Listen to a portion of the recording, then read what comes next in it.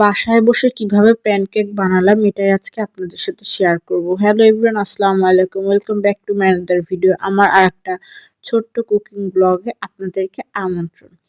যাই হোক, প্রথমে যেহেতু আমি অল্প করে বানাবো তাই 2টা ডিম নিলাম। আপনি কিন্তু 2টা ডিম দিয়ে একটা কেকও বানাতে পারবেন। দেন চিনি দিলাম 1 কাপ চামচ, অনেক ভালো করে ফেটলাম যাতে যেন কোনো গুঁড়া না থাকে। দেখেন ফেটার পর মানে আপনারা বিটার দিয়েও করতে পারেন, বাট আমি চামচ দিয়ে করেছি। দেন একটু লবণ অ্যাড করলাম, ভালো করে ফিটতে হবে যাতে দানাদার না থাকে। তারপর ভালো করে গোলানো হয়ে গেলে অবশ্যই আটা দিবেন। আটার ক্লিপটা আমি নেইনি কেন জানি।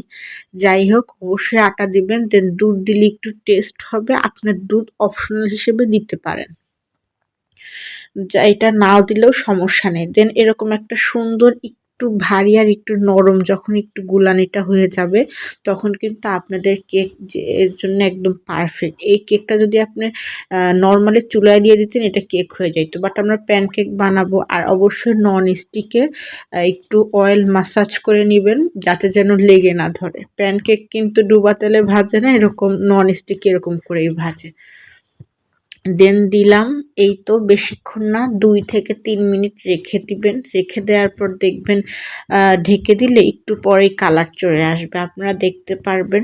তো প্যানকেক বানানো একদম ইজি, কেক বানানো একটু সময় সাপেক্ষ ব্যাপার, বাট প্যানকেক কিন্তু একদম ইজি। দেখেন আমি প্যানকেকগুলো নামায় ফেলেছি, দেখতেও যেমন সুন্দর। আর আপনি একটু মিষ্টি পরিমাণ মতো দিবেন। আমরা একটু মিষ্টি অল্প দিয়েছি কারণ আমাদের বাসায় ডায়াবেটিসের পেশেন্ট আছে, তো এটা কিন্তু খেতে ভালোই লাগে। তো আরেকটু মূলত প্যানকেক ধরেন একটু হানি দিয়ে তারপরে এগুলো গুড় বা কি খেতে ভালো লাগে। তো আমাদের বাসায় যেহেতু গুড় ছিল আমি গুড় দিয়ে ট্রাই করেছিলাম, আর একটু যেহেতু মিষ্টি কম ছিল গুড় দিয়ে খাওয়াতে আরও দ্বিগুণ টেস্ট বেড়ে গিয়েছিল।